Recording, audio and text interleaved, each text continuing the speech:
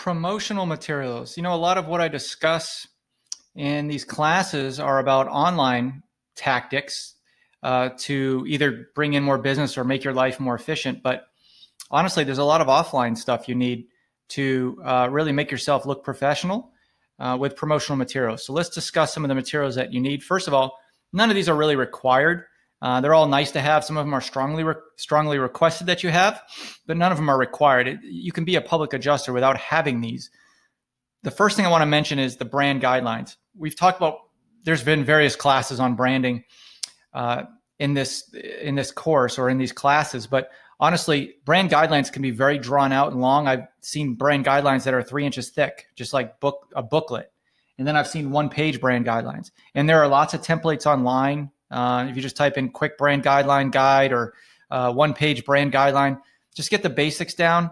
Really, this helps you define like the fonts you're going to use, not just on your website, but across everything, like everything I'm going to mention here.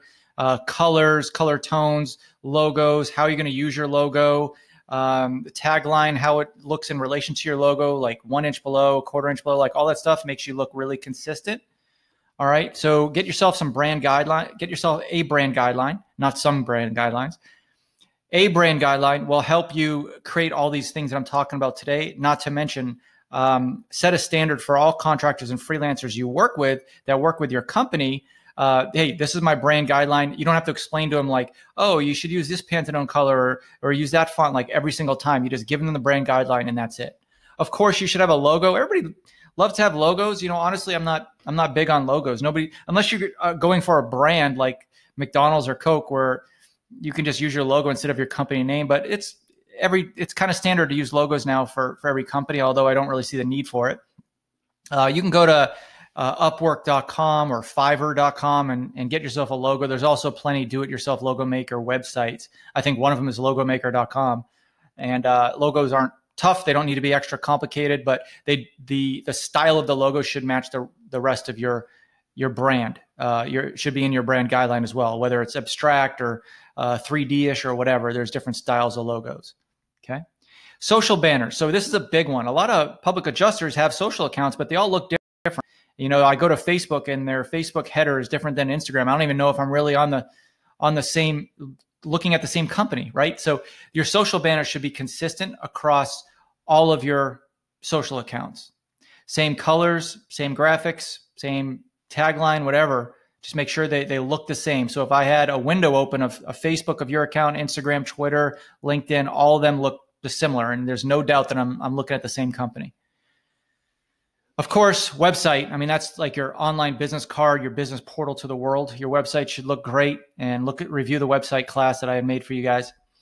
Flyers. Now, there's a lot of different types of flyers. Flyers for clients, flyers for partnerships that display your services that you want to provide, and of course, they would be different.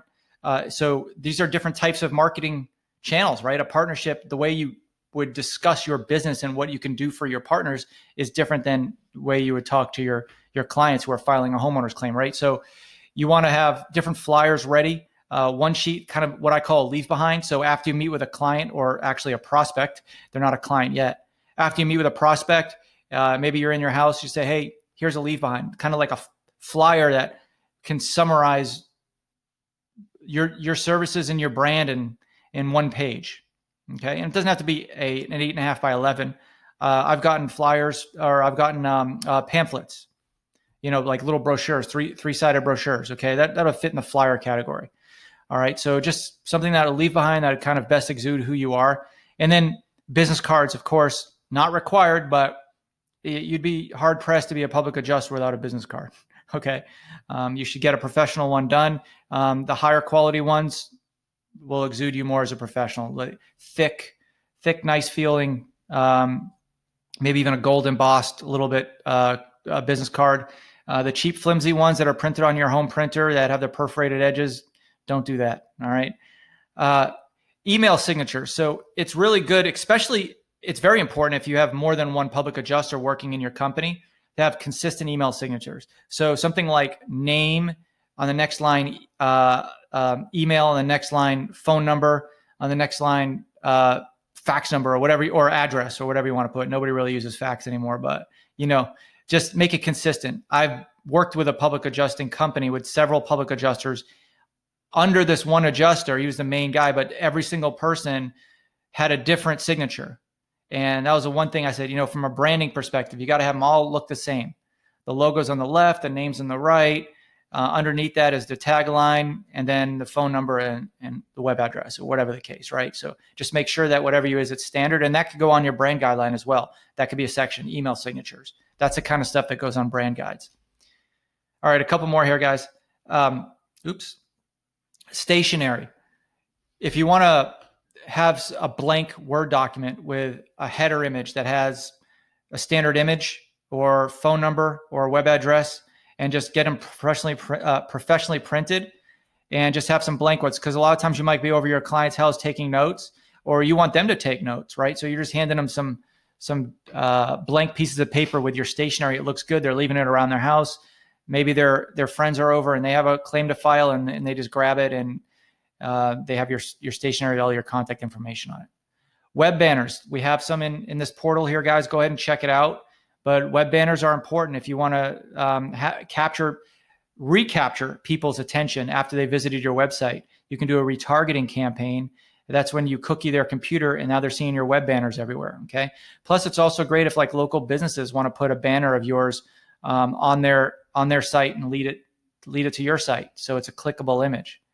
Folders. A lot of public adjusters do this. I think it's great. You're always shuffling papers to your clients, and you have a nice folder. You can go to Vistaprint, not really recommended, but it's the name brand. I mean, I find with their darker colors, Vistaprint is often inconsistent. I had a public adjuster order some dark gray folders in 2 different batches, and I noticed one of them was really black and one of them was really dark gray.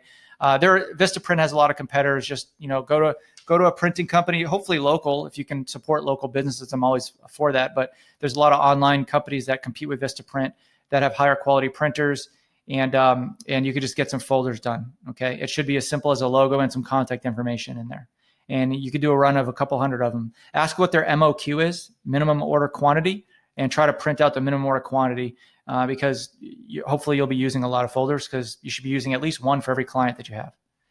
Shirts. It's always good, not just to give out to other people, but for yourself. Whenever you're seeing a client, you should always have a shirt on. It makes you look more professional, whether it's a collared or a t-shirt, however your brand is you want to portray, then go ahead and do that. One of the public adjusters I work with has a t-shirt like this, but it has a logo of his company, but he also has a sport jacket over it. So that's just his brand. He always wants to be with his client in that attire. So, hey, I'm not a fashion guy, so I'll tell you that whatever works for you, PowerPoint presentation. So this is a big one. A lot of public adjusters don't have this, but I'll tell you that when my neighborhood burnt down, I lost my house, and then 45 other people, 43 in my cul-de-sac also lost their houses. We would meet as a group, and we'd also have presentations from the city. Someone would come in and say, this is how we plan on cleaning up your lots. And then someone would say, this is what you need to know about city funding, or what to do about this or that. A couple of public adjusters came in with PowerPoint presentations, and there wasn't anything elaborate. It was just a standard background, kind of like this one.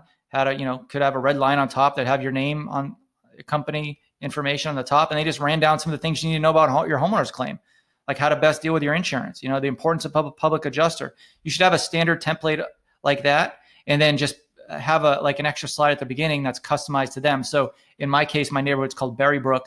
The public adjuster, the first slide would be recovering Berrybrook, or whatever it is. So just have a standard presentation done like that, so you can take it to whenever you're presenting to groups. And every public adjuster knows about proposals, right? So you're going to be sending out a lot of proposals. So you want to go ahead and have a standard, maybe stationery, a standard proposal on that stationery that has the templates that you need to be able to write a proposal as quick as possible. All right. So I hope this helped. If you don't have these, be sure to add these to your arsenal. Good luck.